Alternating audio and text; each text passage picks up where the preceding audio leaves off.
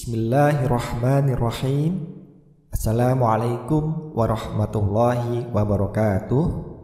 Alhamdulillah, wassalatu wassalamu ala rasulillah wa ala alihi wa sahbihi wa mawalah.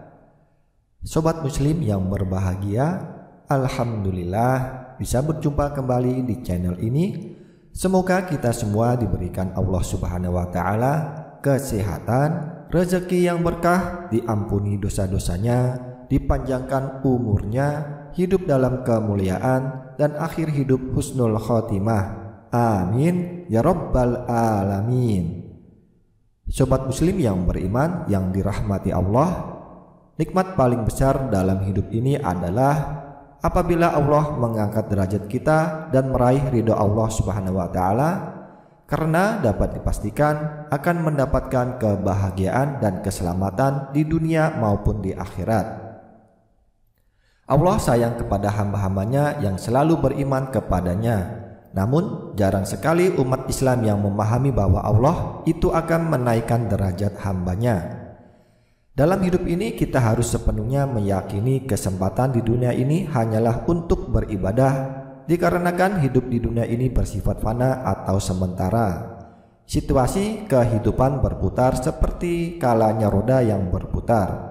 Ada kalanya kita berada di atas yang serba ada dan berkecukupan, tetapi ada kalanya kita berada di bawah yang tidak memiliki apa-apa namun cukup untuk kita. Namun di situasi inilah Allah memilih orang-orang untuk dinaikkan derajatnya, karena perjuangan dan kesungguhan yang kita lakukan membuat kita dicintainya. Dinaikkan derajatnya oleh Allah Subhanahu wa taala membuat kita itu akan berada di dekatnya dan masuk ke dalam golongan orang-orang yang dicintainya. Hal ini menghasilkan kebahagiaan, ketenangan, kedamaian, dan ketentraman dunia maupun akhirat yang digenggam oleh kita. Lalu apa saja tanda Allah akan menaikkan derajat seseorang itu? Yang pertama, dihadapkan dengan berbagai masalah. Di saat Allah akan menaikkan derajat hambanya, Allah akan menghadapkan kita dengan berbagai masalah yang akan membuat kita lebih bersabar dan bersyukur akan masalah yang sedang kita hadapi. Allah itu akan memberikan kesulitan kepada hambanya tidak melebihi batas kemampuan hambanya.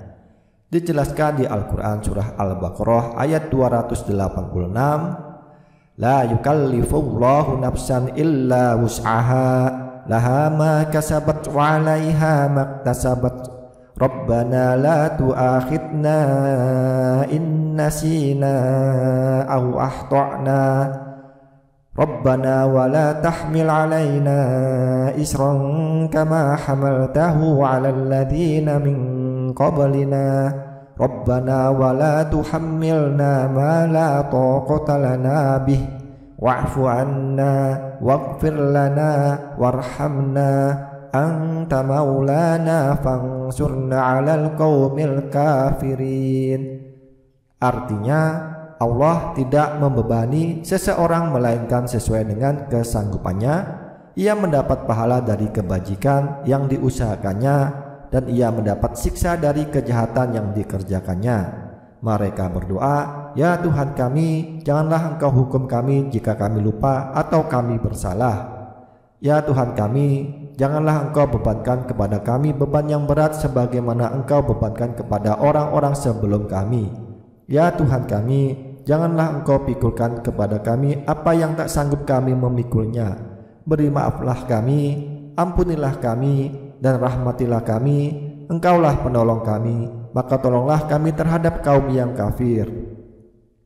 Dari ayat ini kita tahu bahwa batas kemampuan setiap orang itu berbeda-beda dalam menghadapi ujian yang diberikan Allah Subhanahu wa taala. Namun ayat ini menjadi self reminder untuk kita agar kita memiliki beban hidup yang berat dan berada di situasi terpuruk sekalipun, kita harus senantiasa berserah diri kepada Allah yang selalu memberikan kita kekuatan yang luar biasa. Kemudian selalu bersabar dan bersyukur dengan yang kita jalani, karena Allah sedang mengangkat derajat hambanya.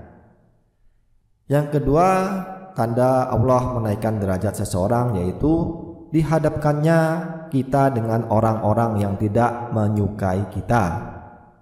Pada fase ini kita diuji kembali dengan orang-orang yang tidak menyukai kita hingga kita seakan berada di titik paling lemah, di mana kita sedang berusaha menjadi seseorang yang lebih baik lagi dari sebelumnya.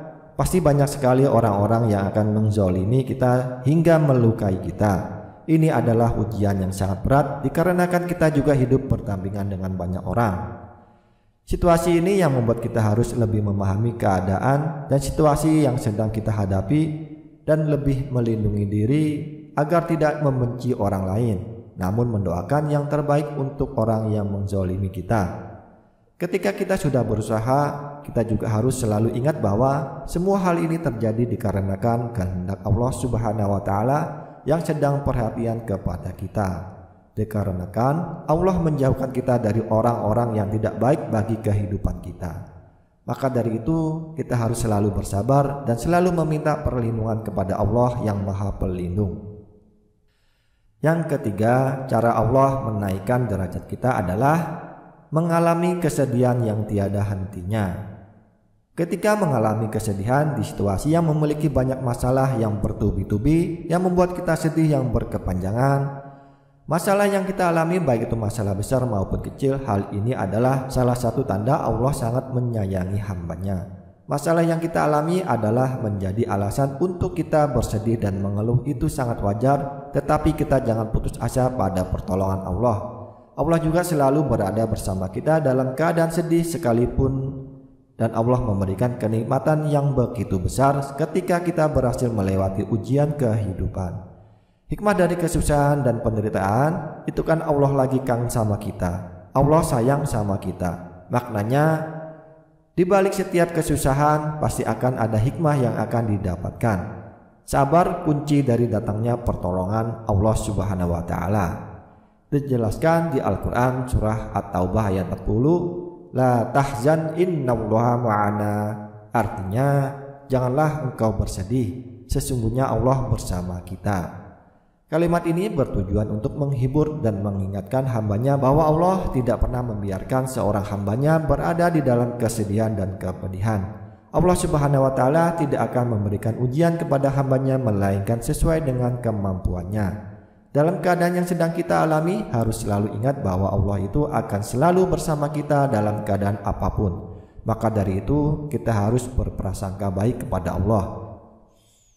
Yang keempat, tanda Allah meningkatkan atau menaikkan derajat kita adalah didorong untuk terus beribadah. Kadangkala ada waktu dalam hidup ini ketika seseorang tak punya pilihan selain mengisi waktu-waktu yang dia miliki dengan beribadah. Hal semacam ini bahkan bisa saja terjadi karena terpaksa. Seseorang tak berencana melakukan ibadah tertentu, namun kesempatan dan kondisi tertentu membuatnya selalu harus melakukannya.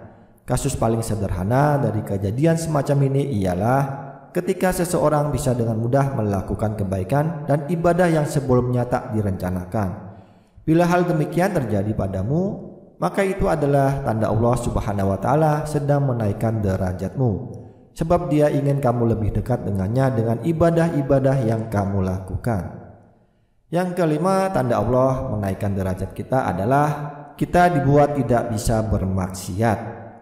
Kesulitan untuk bermaksiat yang dilatar belakangi oleh berbagai alasan juga merupakan tanda Allah Subhanahu wa Ta'ala sedang menaikkan derajat seseorang.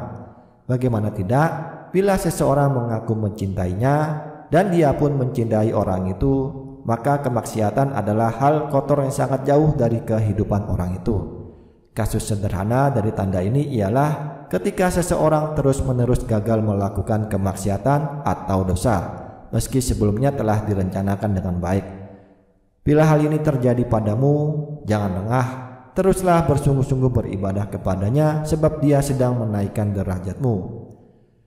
Doa dan harapan semoga kita semua bisa menjadi orang-orang yang mendapatkan derajat yang tinggi dengan ridha Allah Subhanahu wa Ta'ala. Terima kasih, itu saja yang bisa disampaikan. Semoga bisa bermanfaat, kurang dan lebihnya mohon dimaafkan.